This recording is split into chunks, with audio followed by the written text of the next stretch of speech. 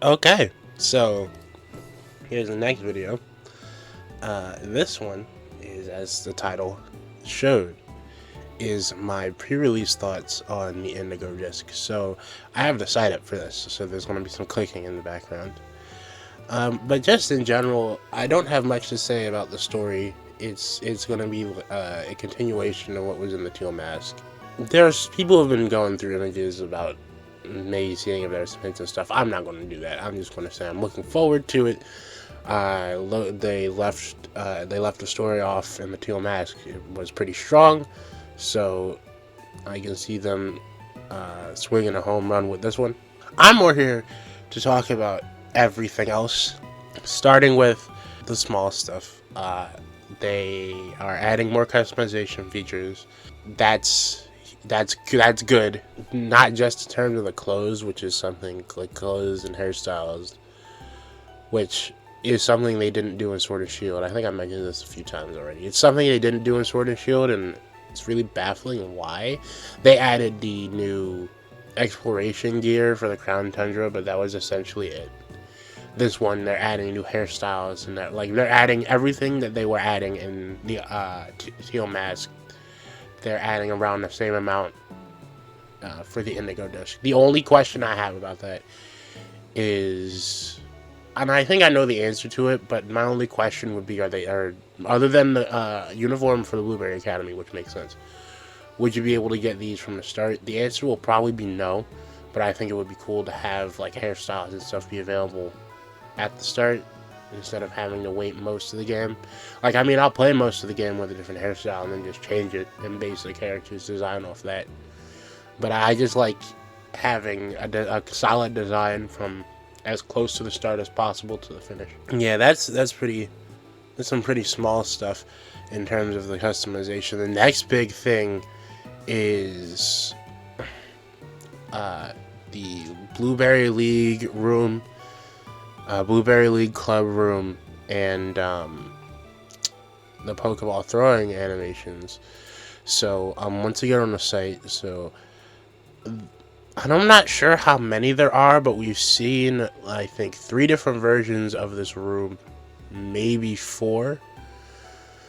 There's the normal one, which is just like a blue floor pattern with wood walls, and we've seen a plant-like version that mirrors like tree branches and plants all everywhere, and then there's like what would you call this? It's pink and starry. My first thought was clouds, to be honest, but it just depends. But yeah, this is a room where you can make changes to it. Like the trainer lodge in Pokemon Masters, you can get skins for it. It remains to be seen if you can put little memorabilia in places. That'd be cool, but I also could see them not doing that. But just in general, I think the last time they've had a place like that you could decorate in any meaningful way was the super secret bases, and maybe we would have Sapphire. The secret bases were back in Brilliant Diamond Shining Pearl, but they function more like Diamond and Pearls, which was not even, because they only gave you statues. The statues were good for finding Pokemon in the what were they called? I'm mad that I can't remember them because I actually really liked the feature. The Grand Undergrounds. Damn it. But like the areas you would find Pokemon in, I know they have a specific name. They help influence that, like the Pokemon that you'll find there, which I think was a good idea. It's just that the way that they did it was that you only got a bunch of the Pokemon when you hit the National Pokedex, when I feel like they should have just had them there from the start, which also gave more incentive to go into the underground in the first place. That could have been a really nice thing to add to that. But yeah, the last time that we had an actual decorated, like fully customizable area was that, and then if we're talking about like an actual building or room, I think was it Platinum? I want to say it was Platinum. And that was basically like a secret base anyway. You could put furniture and stuff in it, and it's kind of like this. You could have people from the game visiting. You could do various stuff with them, like talk with them. I think you could also battle them there. Yeah, the villa in Pokemon Platinum's Battle Frontier, I think. So yeah, that's pretty cool. And then they brought back the being able to change your Pokeball throwing animations from Sun and Moon. And honestly, I was kind of confused on why that wasn't in Sword and Shield, given all the rest of the customization options in those games specifically. Like you had so many different options, not really for hair, but especially for clothes and stuff like that. That just seemed like something that I thought they should have put in. But hey, it's whatever. We have it here, so that's cool. You'll probably get those from battling other people, just like Sun and Moon, because that's how you got those in Sun and Moon. You had to do post-game stuff, and then you would get the different throwing animations for the different characters you interacted with. So we'll just have to wait and see about that. So that's the customization. Now we go into new Pokemon. So we have, let's see here, counting Terrapagos, we have, I think, 3. Well, no, we have 5. We have 6, potentially, but there's like 5, or 4 or 5 that we know are going to be there.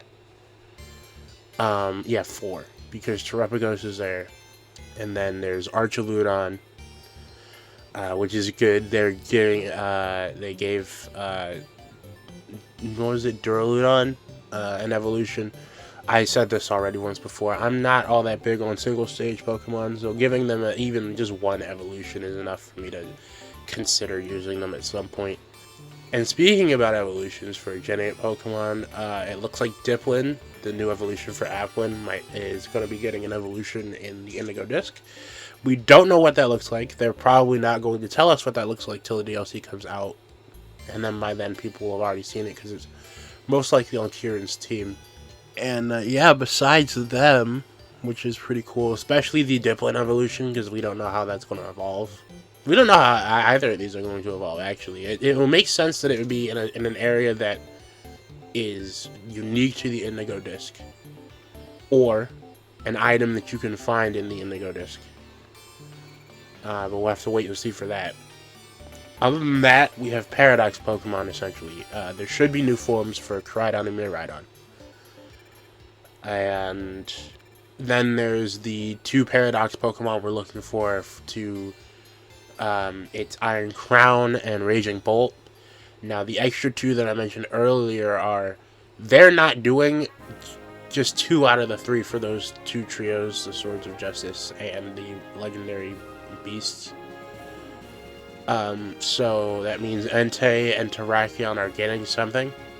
It's just, is it going to be in an update, or is it going to be in this DLC? I think it might be, I think it should be in this DLC.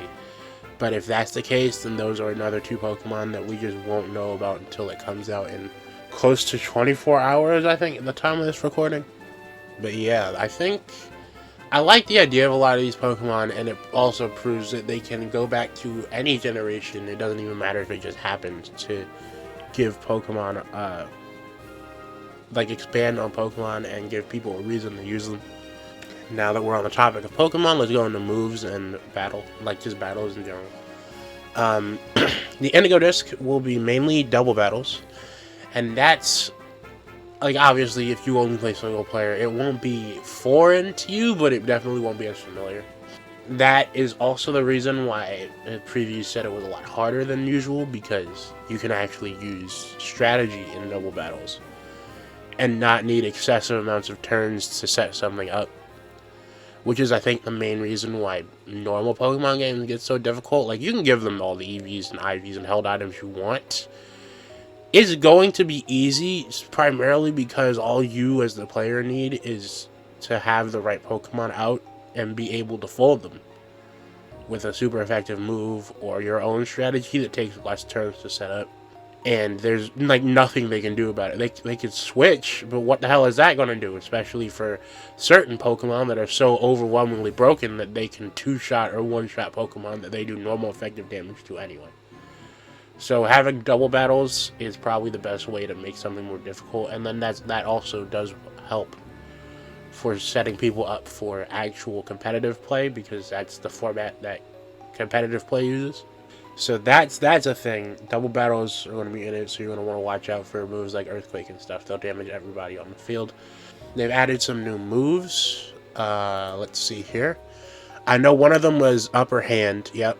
And that's essentially like a fighting type. It's like a fighting type Sucker Punch, but it only works if the opponent was using a priority move. So like what? Quick Attack. Quick Attack's priority move, Extreme Speed by proxy. There were others. I guess Sucker Punch could technically work. I don't know if, see, they don't mention if the move has to be a move that'll work or if it'll fail if you use this move. If it can just work, period, if it's a priority move, then that's kind of, you don't even need moves like Protect and Sucker Punch to work. Which is why I said it probably won't be like that. And also, it makes the opponent flinch without fail. So that's, yeah. We have another new move, a Psychic type move, Psychic Noise. Does psychic damage and also prevents the target from recovering HP through moves, abilities, or items. I'm gonna assume that means held items. So things like your Shell Bells or your leftovers won't do shit. That's also another game changer for competitive, since a lot of your effectiveness in battle is going to be determined by things like that. And then we have we do have moves for the other two, but I'm not entirely sure if I can. Give me a sec, I'll try to find it. Alright, okay. Raging Bolt and Iron Crown, they also get new moves. They don't say anything about their moves on their page. And they don't say anything about their moves on the Blueberry Academy / Indigo Disk new moves page. But if I remember correctly, their names were Thunderclap and I don't remember what the other one was. Hold on. I think I might have to pull up a trailer for this.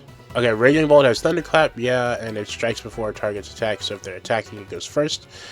Iron Crown has the move Tachyon Cutter, I think, and that one's guaranteed to hit twice in a row. So, and those are also electric and steel type moves, respectively, right? So, now that we've done that, everything else is going to be tied to progression throughout the Indigo Disk, so I want to talk about that. The Indigo Disk, it's been said, has, the way it's structured is you're going to have to do trials to then fight the Blueberry Elite Four, and you have to fight all 4 of them to advance to whatever the next part of the game is. So in essence, it's like, it feels like, for me, it's because it's one of my favorite games in the series. I'm going to draw similarities to it. It feels kind of like Sun and Moon almost, but I'm pretty sure you can challenge them in any order. So it's like a mix between Sun and Moon's captains and then the actual Elite Four. Even down to, because of what they're called, the Elite Four, I'm going to assume that you're going to have to fight them all in a row at some point. But it's through those trials that certain things like giving Koraidon and Miraidon the ability to fly will happen. You need to, in Amaris' trial, you need to fly on your dragon, and it is temporary when you do that trial. But eventually they'll be able to just do it on their own. Progress on the Indigo Disk is mainly through that, but then there are other features that get unlocked as you do Blueberry quests or BBQs, which if I remember correctly, I remember hearing that only really works in the localized version. So that's nice. So things like synchronizing with your Pokemon, which is any Pokemon. This was found out shortly after the last video. You can do this with any Pokemon. It's not just the Pikachu clones like some people were basically talking about. It's every Pokemon. So if you wanted to be, I don't know, a Joltik, and you wanted to travel a mile an hour because you're so tiny, you could do that. So things like that, or things like getting the starters to appear.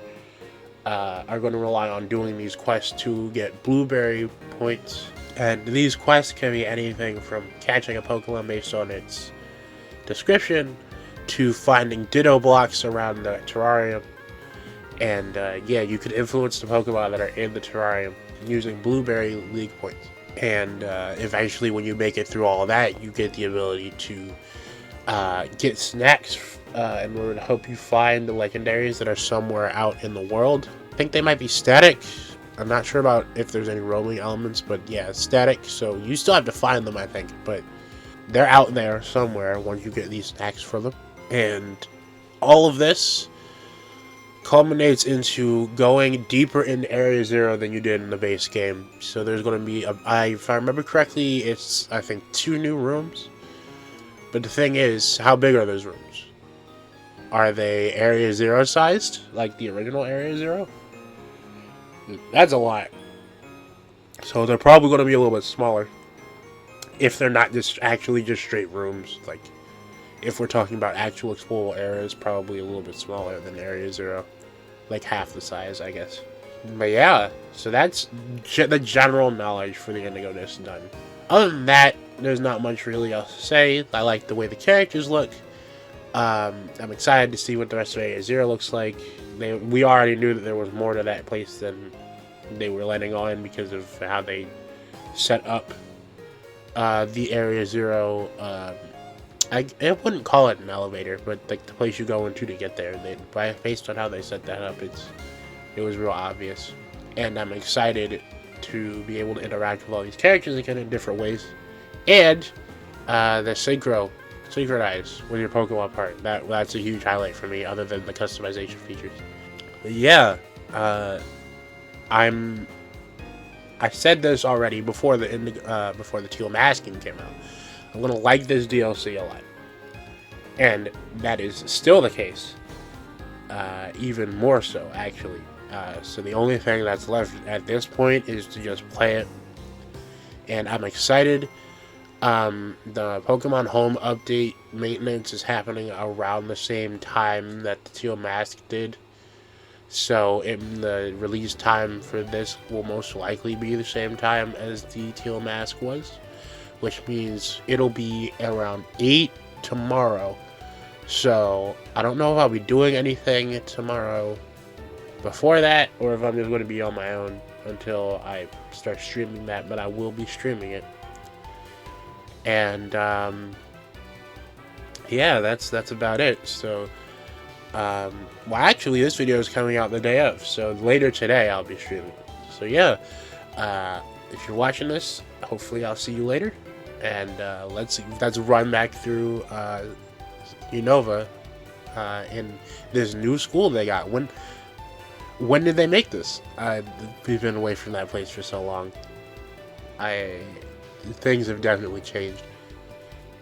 Yeah, that's about it. So see ya.